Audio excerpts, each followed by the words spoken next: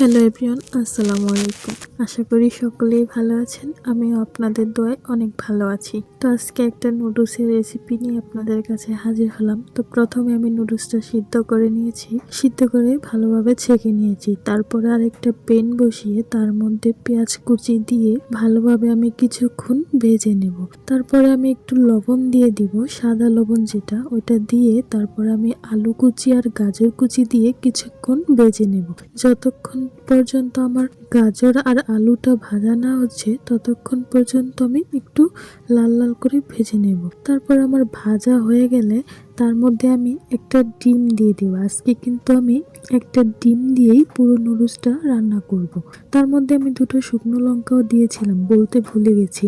তো নুডলসের মশলাটা আমি কেটে ভালোভাবে দিয়ে দিয়েছি। প্যাকেটটা খুলে নুডলসের মশলাটা দিয়ে তার কিছুক্ষণ নাড়াচাড়া করে তার মধ্যে আমি নুডলস দিয়ে ভালোভাবে একসাথে মিশিয়ে আরেকটু ভাজা ভাজা করে নেব। যখন আমার নুডলসটা হয়ে আসবে তখন আমি নামিয়ে নিব চুলা থেকে। তো আমার কাছে একটা স্টিলের বাটি ছিল, তো বাটির মধ্যে আমি নামিয়ে নিয়েছি। দেখতেই পারছেন মাশাআল্লাহ নুডলসটা কতটা সুন্দর হয়েছে।